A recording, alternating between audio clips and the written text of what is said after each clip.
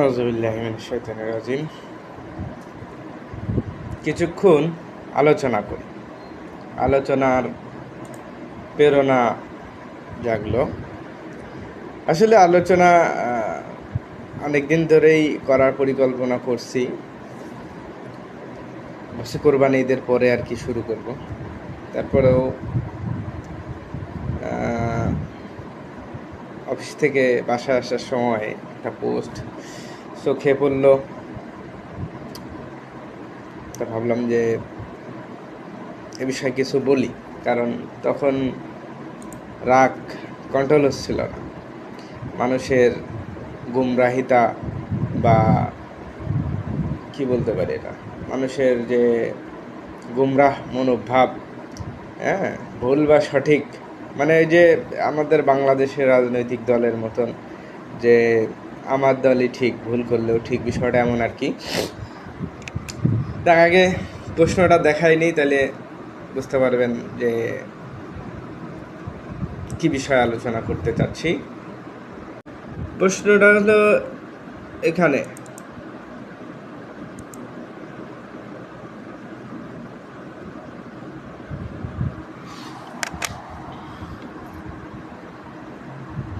একজন প্রশ্ন আর কি, কেন মুআবিয়া রাদিয়াল্লাহু তাআলা আনহু আদি ইবনে হজর রাদিয়াল্লাহু তাআলা আনহুকে হত্যা করেছিলেন? এর উত্তর দিচ্ছে আর কি, উত্তর দিচ্ছে যে এই যে ভদ্রলোক, এই ভদ্রলোক আপনারা সবাই চেনেন। উত্তরটা কি? আলহামদুলিল্লাহ, সালাত ও সালাম বর্ষিত হোক রসুল সাল্লাল্লাহু আলাইহি সাল্লাম, তার পরিবার ও সাহাবীদের উপরে। প্রথমত, প্রশ্ন উত্তর হলো প্রথমত হচ্ছে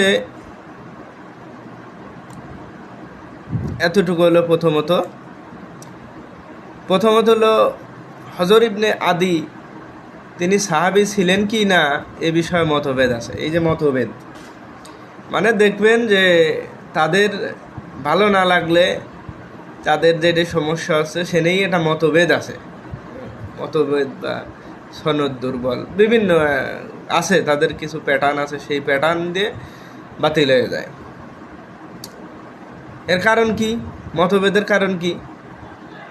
ইবনে সাদ ও মুসআব ও জাবাইরি বিভিন্ন ইসের বর্ণনা আর কি বর্ণনা করেছেন যে তিনি তার ভাই হারুন ইবনে আদি নবী রসুল সাল্লাল্লাহু আলাইহি সাল্লামের কাছে গিয়েছিলেন। অন্যদিকে ইবনে হাতিম, খলিফা ইবনে খাইয়াত ও ইবনে হিব্বান তাবিদের অন্তর্ভুক্ত ছিলেন। ইবনে সাউদা তাকে কুফর প্রথম শ্রেণীর তাবিদের মধ্যে উল্লেখ করেন। এনে কি করলো ওই জানে, আমি বুঝি না। ওর ভাই কোনে গেছিল, তার কি হয়েছে? ঠিক আছে। দ্বিতীয় বিষয়টা কি?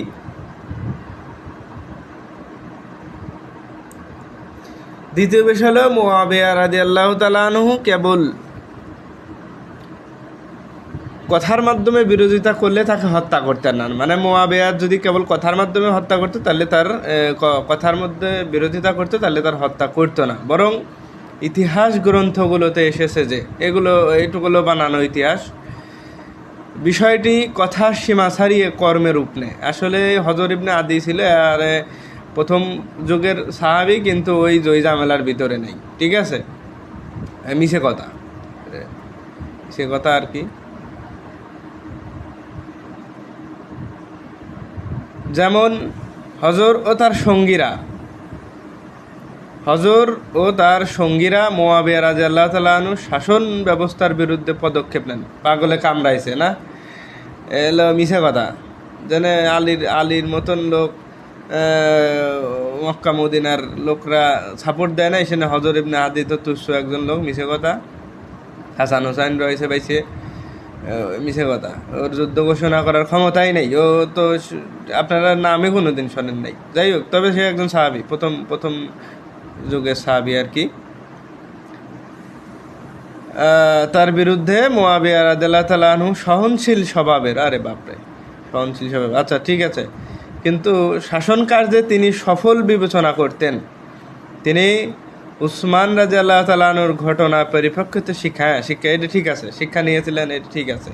আর সে জানেন যে এদের যদি দেওয়া আস্তে আস্তে বিদ্রোহ, সব স্বৈর শাসকের একই অবস্থা, তার বিরুদ্ধে কারোর বাঁচা রায় না, এটা স্বাভাবিক। বিদ্রোহের প্রথম প্রশ্রয় বিপর্যয় ডেকে আনে, তাই তার দৃষ্টিতে হজরও তার ব্যক্তি যিনি সমাজের ফিতনা ছড়িয়েছিলেন, সম্ভবত এর উপর ভিত্তি করেই তিনি এনে কয়টা হাদিস দিবি, হাদিসগুলো ওই সার্টিফিকেট দেবে বলে আইসা আমি দেখাতে চাই না, আইসার কাছে সার্টিফিকেট ওই সেই সময় জোর করেই নিত, হ্যাঁ যেভাবে নিত কব না, আমি আমি কব না হুজুর কইলে ঠিক আছে, আমি কইলে ঝামেলা, বড় হুজুরে কইলে বা নামের সাথে মাদানি থাকলে সমস্যা নাই, আমি কইলে সমস্যা। যাই হোক, তাহলে আলোচনার বিষয়বস্তু মুয়াবিয়া কেন হজর ইবনে আদিকে হত্যা করেছে, এইটা হচ্ছে বৈধতা দিচ্ছে আমাদের হুজুর, বা আয়সার কাছ থেকে বৈধতা নেওয়া হয়েছিল। আয়সা রাগ করছিল, পরে কইছিল যে আমার বিষয়, আমার আর হজরের বিষয় আপনি ছাইড়ে দেন, আল্লাহর কাছে দেখে নেব। ঠিক আছে, আল্লাহর কাছেই দেখে নিজ্ঞা, ও আমারে কয়া লাভ নেই। তাইলে হজর ইবনে আদি গিয়েছিলেন। হজর ইবনে আদি তিনি ওই যে ওর বাইশ বাপসাসারের নাম বলল, কার কাছে গিয়েছিল তা তোর কি বিষয়টা হচ্ছে, হজর ইবনে আদি হলো প্রথম যুগের, মানে ইসলামের প্রথম যে প্রথম হিজরির একজন সাহাবী, এবং তিনি মদিনা বিজয়ের আগে আর কি ধর্মগ্রহণ করেন। এদিকে মুয়াবিয়া হলো শেষ, রসুলের মৃত্যুর 1.5 বছর আগে ধর্মগ্রহণ করে ওই ঠেলাই পুড়িয়ে সে আসলে দেশ দখল হয়ে গেছে, কিছু করার নাই। ঠিক আছে, এখন কে সাহাবি না, এই সব বিষয় আমাদের হুজুররা বলবে বা বিভিন্ন রহমাউল্লাহরা বলবে, এ বিষয়ে আমরা বললে পরে সমস্যা। যাই হোক, আমি সামান্য মানুষ কিছু আলোচনা করতে আসলাম, বকবকি আর কি, বকবকি ভিডিও। তাহলে আমি আগেই বলছি, হজর ইবনে আদি প্রথম হিজরের একজন সাহাবী, আর মুয়াবিয়া হলো রসুলের মৃত্যুর কয়েক বছর আগে। মুয়াবিয়ার নামে অনেক কিছু বলে, হচ্ছে গেন কাতেবে ওহী হ্যান ত্যান, কাতেবে ওহী, রসুল সাল্লাল্লাহু আলাইহি সাল্লামের সব কুরআন নাজিল শেষ, সূরা নাস ফালাকের জন্য কাতেবে ওহী নিয়োগ করছিল মুয়াবিয়ার আর কি। যাই হোক, এরা হলো আরব জাতীয়তাবাদ। আরব যত শাসক আছে তারা যা করছে তাই হলো আইন, তাই হলো ইসলামের আইন, বা এটা তাদের খারাপ করা যাবে না, এটা স্বাভাবিক। আপনি পাকিস্তানে যান, পাকিস্তানে যখন যাবেন সেখান মনে করেন যে যদি আপনার কায়দা আজম, ওরা জাতির পিতা কায়দা আজম, ওদের কাছে কায়দা আজম খুব খারাপ, কিন্তু আমার বাঙালিদের কাছে তার কোনো সম্মান নেই। আবার বঙ্গবন্ধু এই যুগে সালপাল, বঙ্গবন্ধু মানে জাতির পিতা, তার কাছে বিশাল সম্মান। আপনি যদি এদের নামে কিছু কন তাহলে আপনার ধরে নেবে আপনি একটা খারাপ লোক, আপনি হয়তো কথাই কবে না, ঠিক আছে, বেশি কথা কবেন। এলো জাতির পিতা মুয়াবিয়া, মানে মুসলমানদের, মানে সরি এটা ঠিক না, মানে আরব শাসক, এক কথা আরব শাসক। এখন মুয়াবিয়া যে রাদিয়াল্লাহু তাআলা আনহু মানে কি? রাদিয়াল্লাহু তাআলা আনহু মানে আল্লাহ তার উপর রাজি এবং খুশি, সার্টিফিকেট প্রাপ্ত। আল্লাহ কি কইছে যে মুয়াবিয়া রাদিয়াল্লাহু তাআলা আনহু, মুয়াবিয়ার উপর আল্লাহ রাজি খুশি? এই বিষয়ে আমরা একটু দেখি রাদিয়াল্লাহু তাআলা আনহু কারা, এবং সাহাবী কারা, এবং কি করতে পারে। আর এখানে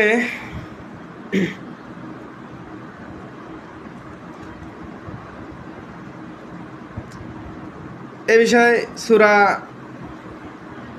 9 নম্বর সূরার 100 নম্বর আয়াতে মূলত আল্লাহ তাআলা রাদিয়াল্লাহু তাআলা আনহুদের বর্ণনা দিয়েছেন, কাদের উপর খুশি কাদের উপর খুশি না।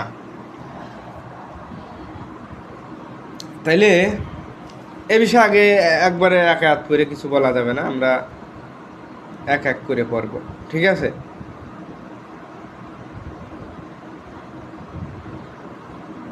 পাইছি।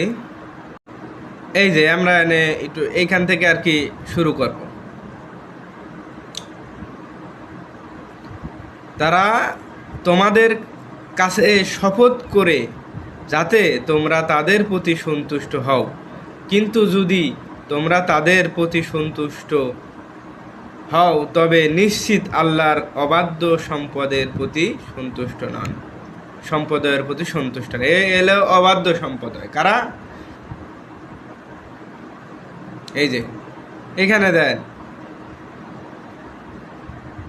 এই যে গিরাম বা মরুবাসী, এটা হলো লাগানো। আল্লাহ মূলত এনে আরবিতে যেটা বলছে সেটা হচ্ছে দেহেনিয়ান, আরবিতে বলছে হলো আরব।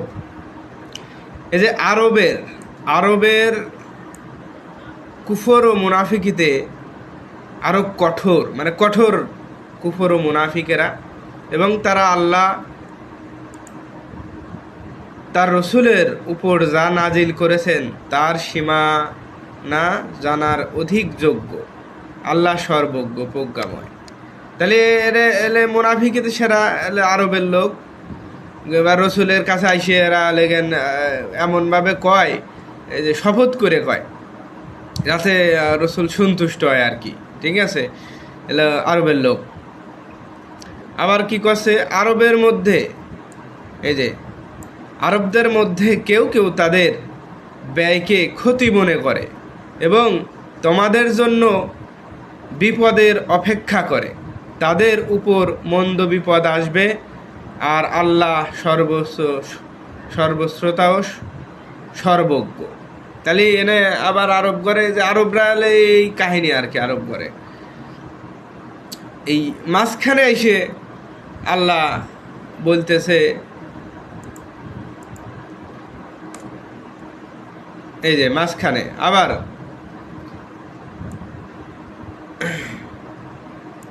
আরবদের মধ্যে এমন কিছু লোক আছে যারা আল্লাহ ও পরকাল দিবসে ঈমান আনে এবং যা ব্যয় করে তা আল্লাহর নৈকট্য ও রসুলের দেওয়া লাভের উপায় মনে করে।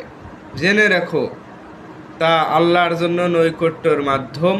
আল্লাহ তাদেরকে তার রহমতে প্রবেশ করাবেন। নিশ্চিত আল্লাহ ক্ষমাশীল ও দয়াময়।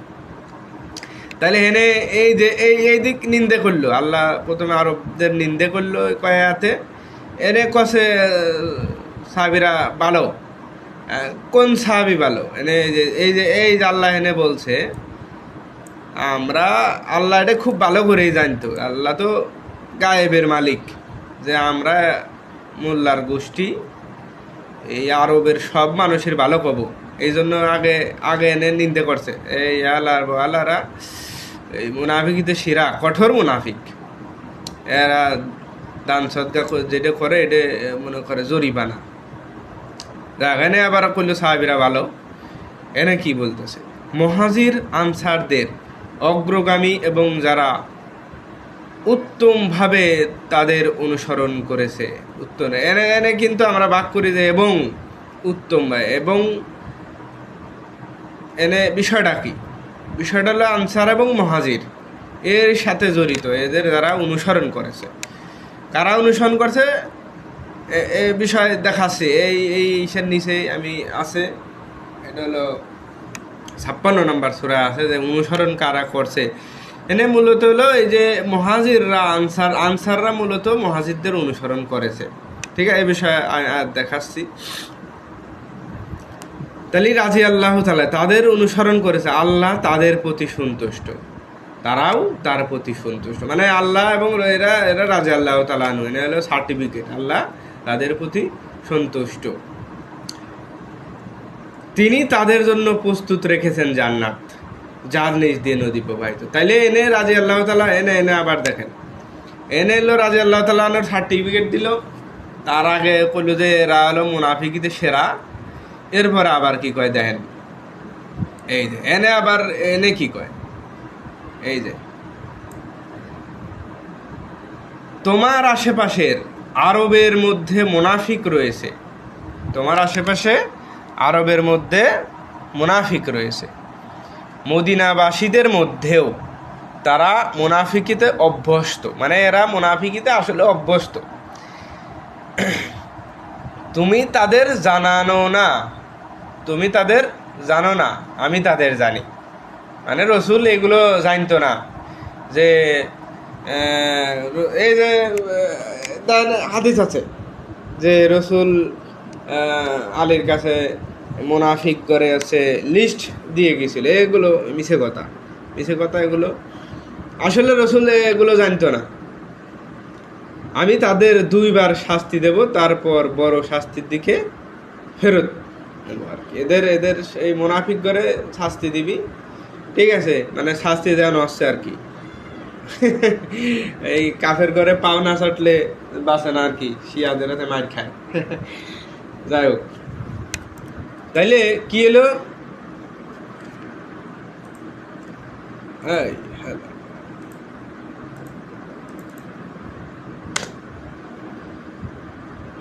এরপরে আবার মুনাফিক এনেও মক্কা মদিনাবাসীর মুনাফিক করছে।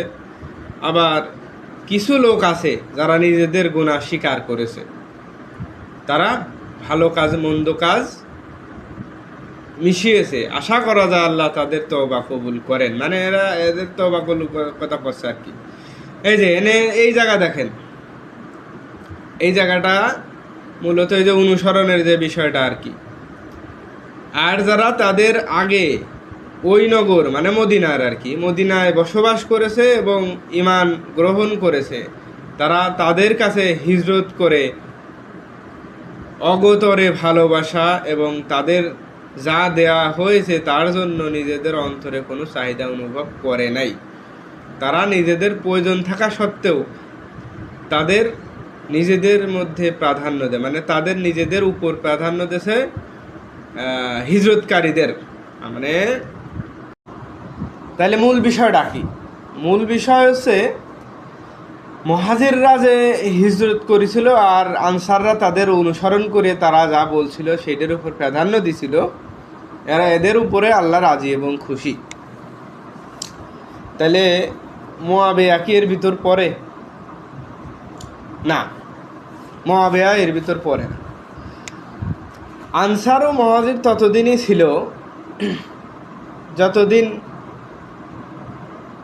মক্কা বিজয় হয় নাই। মক্কা বিজয়ের পর এই যে আল্লাহ, এটা তো মক্কা বিজয় মদিনা বিজয়ের সমসাময়িক বিষয়। মদিনা বিজয় এটা হলো আসল। মদিনা বিজয় করার পরে আনসার আর তখন তো রাষ্ট্র দখল হয়ে গেছে, ঘুরতে যাওয়া আর কি। তখন অত্যাচারিত বিষয়টা কি? আনসার ও মুহাজির তারা যারা জান ও মালের মক্কা মদিনা হিজরত করছে, মক্কার যা বউ সন্তান সন্ততি রেখে সম্পদ রেখে জানের মায়া ত্যাগ করে তারা হলো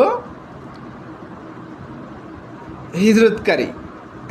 আর মদিনায় যারা নিজেদের সব বিলাই দেশে অকতরে এবং তাদেরকে অনুসরণ করে চলছে, তারা রাজি আল্লাহ তাআলা আনহু। তাহলে এই যে মোল্লারা বা আমাদের দেশের হুজুররা কয় এরা ভালো, কিন্তু এরা ইসলামের যে বর্তমানে দায়িত্ব এরা সব পালন করতেছে, এদের খারাপ করা যাবে না, তবে ভুলটা আর কি বলতে হবে। মুআবিয়া রাদিয়াল্লাহু তাআলা আনহু তারা এটা শুধু বলাবে না, এটা তারা স্বীকার করাবে বিভিন্ন যুক্তি দিয়ে।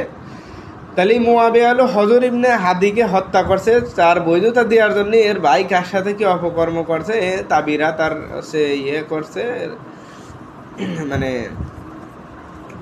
খারাপ কইছে, এটা প্রমাণ করানোর জন্য আর কি এটা করতে হইবি। তাহলে মুআবিয়া হযর ইবনে হাদিকে হত্যা কেন করছিল? বিষয়টা হচ্ছে জিয়াদ ইবনে সুমাইয়া। এই জিয়াদ ইবনে সুমাইয়া হচ্ছে তার বাপের পরিচয় ছিল না, এলো সুমাইয়ার ছেলে আর কি। মানে এই বিষয়টা হলো আবু সুফিয়ানের অবৈধ সন্তান আর কি।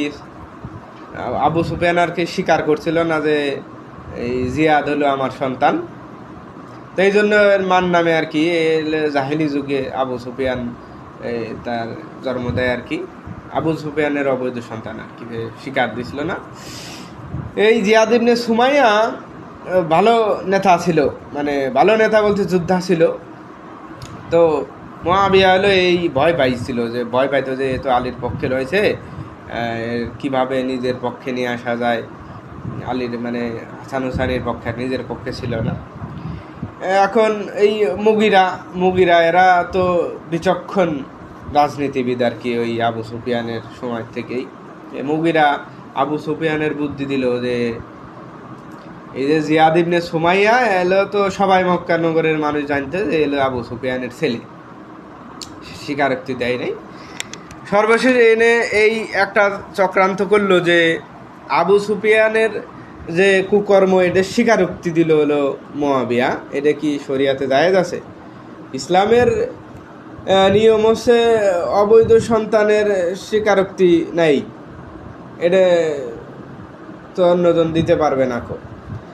তাহলে এই আবু সুফিয়ান জিয়াদ ইবনে সুমাইয়াকে বললো যে দেখো, তোমার তো মক্কা আরবে আর কি তোমার সম্মান এরকম, তাহলে তুমি আমার ভাই, আমি তোমার স্বীকারোক্তি দিব, তুমি আমার সাথে কাজ করো। তখন মুয়াবিয়া আরবের শাসক, তখন এটা সম্মানের বিষয়, তো এইটাই আর কি করলো। এরপরে আর কি এই হজর ইবনে আদিকে হত্যা করার বিষয়টা হচ্ছে এই জিয়াদ ইবনে সুমাইয়া শুক্রবারে মেম্বরে 1941 বা 40 খ্রিস্টাব্দে মুয়াবিয়া ক্ষমতায় আসে। এই সময় থেকে এই আলী পরিবারকে বিভিন্ন দোষারোপ, অপবাদ, খারাপ কথা বলতো আর কি। তো এই হজর ইবনে আদি এই শুক্রবারে মেম্বরে বলছিল যে আপনি নামাজ পড়ান, আর তার দিকে একটা পাথর নিক্ষেপ করছিল, তারপরে যে আপনি এদের বিষয়ে খারাপ বিষয় বলা যাবে না। এখন এই পাথর নিক্ষেপ করা, সে তো সাহাবী, এর তো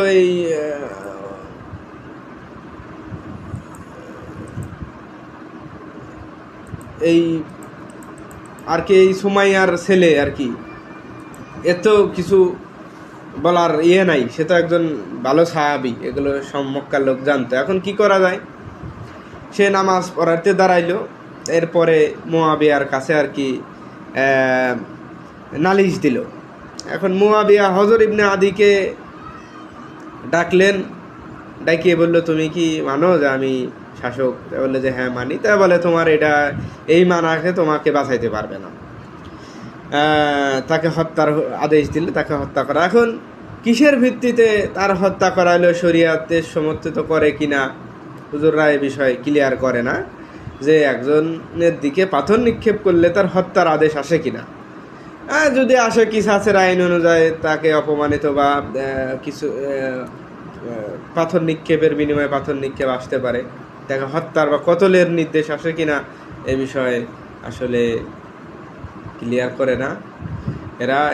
বিষয়টা আছে কি, বিষয় হলো এরা যাই করুক সেটাই সঠিক, কারণ আরব জাতীয়তাবাদ। এরপরে আপনার মুয়াবিয়া মোহাম্মদ ইবনে আবু বক্করকে আগুনে পোড়ায় হত্যা করে। এরপরে আপনার হাসানকে হত্যার জন্য সেই আর কি করে। তো এগুলো আসলে ইতিহাসের দিকে তাকাইলে বোঝা যায় যে সে কি তারপরে সে চুক্তি করে যে তারপরে আর কি হাসান বা হুসাইন হবে লেগেন খলিফা, সে এটা না মানে তার ছেলে হলো ইয়াজিদ, তার মা হলো খ্রিস্টান কল্প গোত্রের লোক। এই মুয়াবিয়ার স্ত্রী হলো কল্প গোত্রের ইহুদি মিয়া, আর এই ইয়াজিদ কল্প গোত্রেই বড় হয়। এর কনসেপ্ট ছিল মূলত হলো ইহুদি কনসেপ্ট। এই জন্যই দেখেন সে ক্ষমতায় আসার প্রথম বছরেই যুদ্ধ শুরু করে, ইয়াজিদকে হাসানকে হত্যা করে। তারপরের বছরেই আবার মদিনা হত্যা করে। এরা এদের বিষয়ে তো আর দোষ দেখতে পারে না, তারপরেও আরবের লোকেরা কিন্তু তার হজরত বলে, হজরত ইয়াজিদ। কারণ আছে আপনার যাই হোক, এলো বকবকি। ওই দিন আর কি ভিডিও আমি অফিস থেকে আসার পরেই ওই দিন রাতে বানাইছিলাম, তারপরে আর কি দেখে এটা ছাড়ি নেই, কারণ হচ্ছে প্রচণ্ড রেগেছিলাম, একটু বকাবকি দিয়েছিলাম আর কি। কমেন্টসেও এটা বকা দিছি, এটারও আসলে কন্ট্রোল থাকে না, বকাবকি করা যাবে না। যাই হোক, বকাবকি না করলেও ফিরকাবাজিও করা যাবে না। এরা আরবদেরকে ভালো বানাবে যে কোনোভাবেই হোক, আমার কথায় কি যায় আসে। আমি যদি আরব শাসকদের খারাপ বলি, যেমন এরা যদি বলে যে হজরত আলী হচ্ছে বেদাত প্রতিষ্ঠিত করছে, তাহলে কোনো দোষ নেই। আমি যদি বলি তাহলে দোষ আছে, কারণ আমি রহমাকুল্লাহ কিছুই না। যাই হোক, আমি আমার ইয়েতে বললাম রাজি আল্লাহ তাআলা আনহু, তারা বলে, কেন বলে জানি না, এজিদের আরও কুকীর্তি আছে। এ বিষয়ে রাসূল সাল্লাল্লাহু আলাইহি সাল্লামের ভবিষ্যৎবাণীও ছিল, আপনি দেখাই দেখানোর বিষয়টা হচ্ছে কোরআনে এ বিষয়ে ধরেন যে আলীর বিষয়ে আর কি অনেক কিছু আছে। 95 ওই গেল।